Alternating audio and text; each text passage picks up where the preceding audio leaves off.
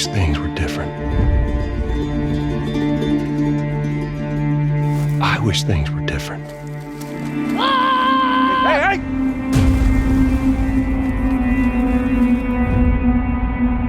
But they ain't.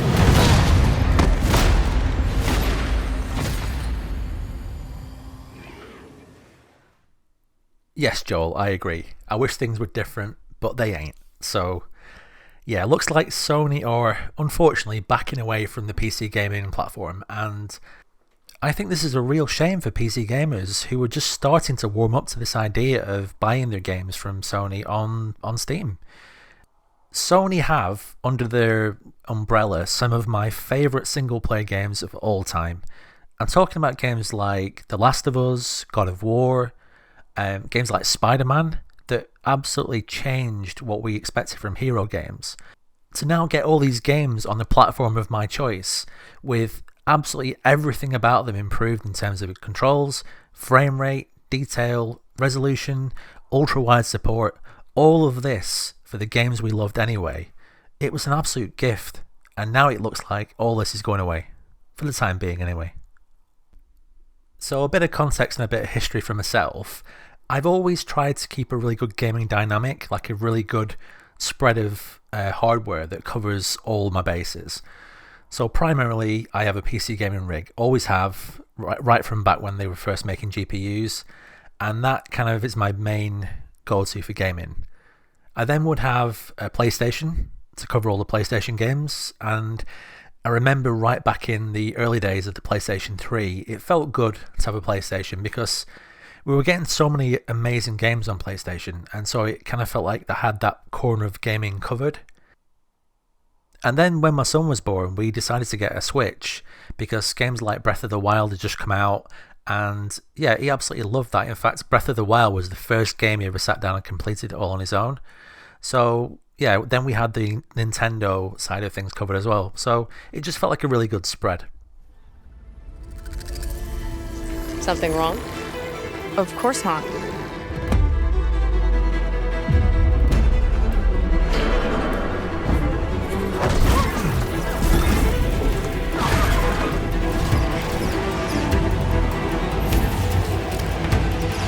Open the gates, please.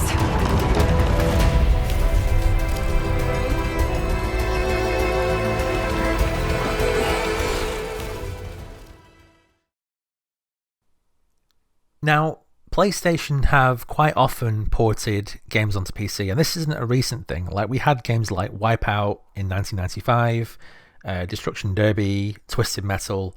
All these games did eventually make it onto PC, and they were relatively decent ports. But around 5 or 6 years ago, we had something happen which I've been desperately wishing for years. And that was Sony actually looking at the PC platform and saying, you know what, let's just release all our first party games on there. Maybe with a delay, fair enough. So their game comes out on PlayStation, PlayStation 5, PlayStation 4. And then a year later, all the PC gamers get a version of the game coming out on Steam, or even Epic if you must. And it's a better version, better frame rate, better graphics, better resolution, new features like ultra-wide support, ideally DualSense support and everything. And we had that. This was happening. This was all done. The pipeline was finished. They had a really amazing studio, Nixxes, to do the ports for them.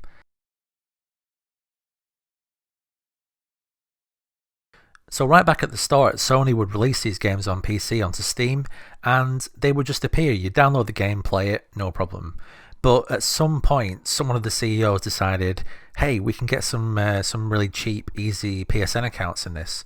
Because when they go to the investors at the end of the year, they can show them and say, hey, look, we've got X number of new PSN accounts. And so some brain donor inside Sony decided this was a really good way to get some more accounts. Let's force all these PC gamers who are just enamored onto our system, onto our platform. Let's get them to create PSN accounts and force them to do it. They'll all do it, no problem. And yeah, it was a massive backlash. A lot of PC gamers stated outright they were not going to sign up to PSN because of lots of reasons. Namely, the security reasons. PSN's never been a very secure platform. And yeah, it frightened off or just generally pushed away a lot of potential PC gamers buying these new ports. and that will have definitely damaged this relationship. Without getting into tons and tons of detail, because I think that is a relevant video all of itself, what do I love about PC gaming? What do I think makes that platform stand out? I think it represents the last free space for games, and this safe space where people can game and not feel like they are under the whims of a CEO or a company. If Sony or Xbox or Microsoft decide to change something about their console or their platform, everybody has to go along, and you've got no choice to go along with it. But PC gaming represents something above that, and it means you've got freedom. You've got freedom to avoid one CEO or one company absolutely scuppering your entire gaming platform. That doesn't mean to say that PC gaming isn't immune from this, as we've seen with the RAM shortage, and as we've seen with companies that are now seemingly trying to sue Valve left and right.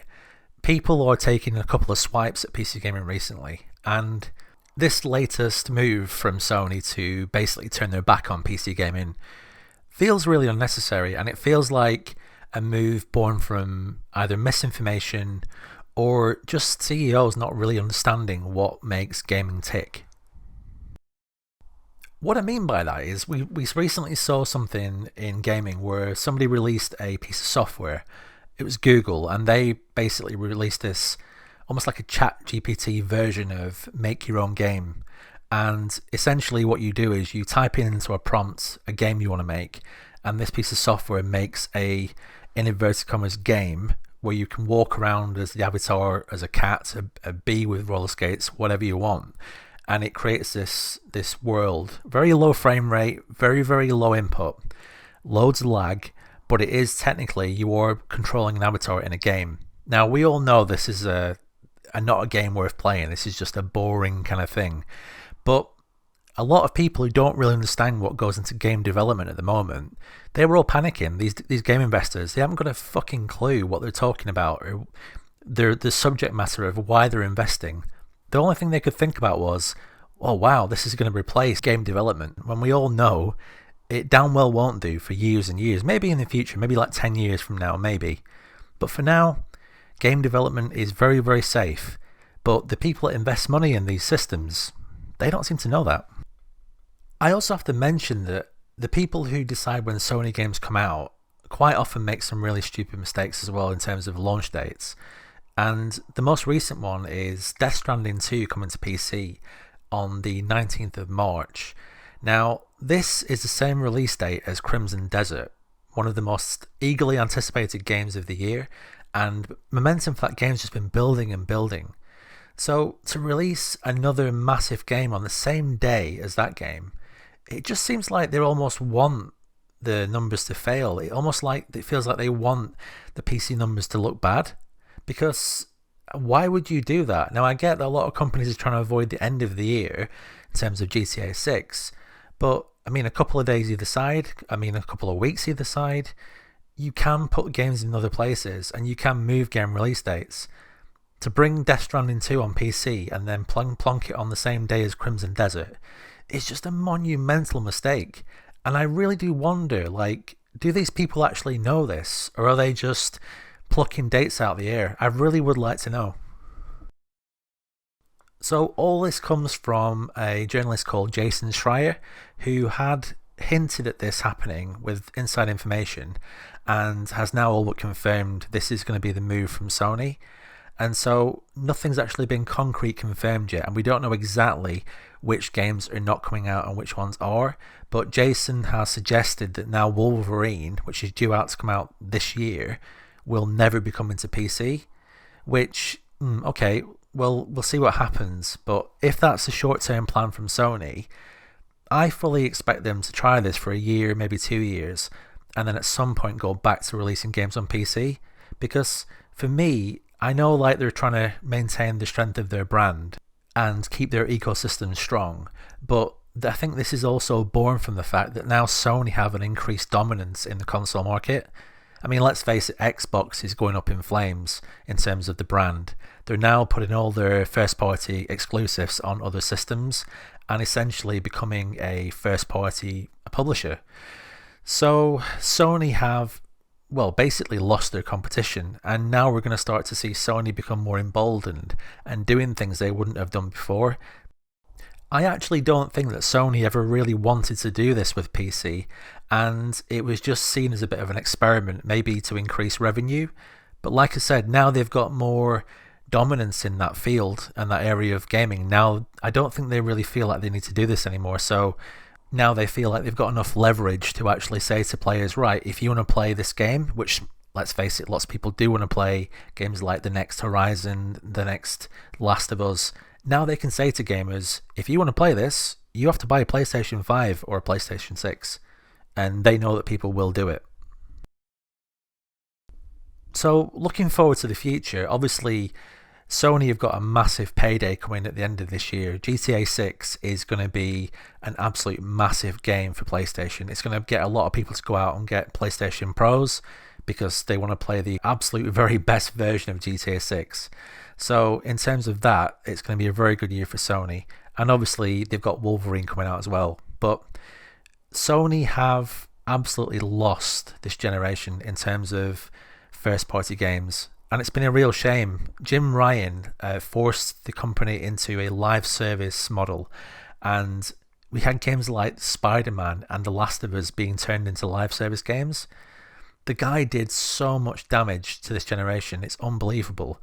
And of course, now he's departed the company and will never be held to account for what he did. But yes, Jim Ryan damaged PlayStation and Sony in so many ways due to his mismanagement. And we're still seeing the fallout from this now.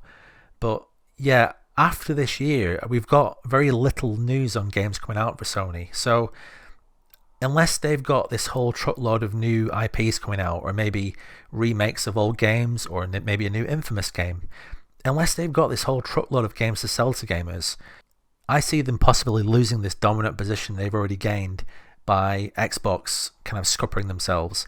And they will have a lot of work to do to get back to where they are now. And maybe at that point, then they will see PC gaming as, once again, a good way to kind of like spread their feelers out into the industry and get more people to see their games and play their IP. I think that's it for now, guys, on this topic. Obviously, if things change or if things get confirmed, I might do another video. But yeah, let me know in the comments. Have you ever bought games from Sony on PC? Are you going to be sad about this? Are you not bothered? Do you think it'll change in the future? Have you ever double dipped and bought games on PlayStation and then bought them on PC just because they're better versions?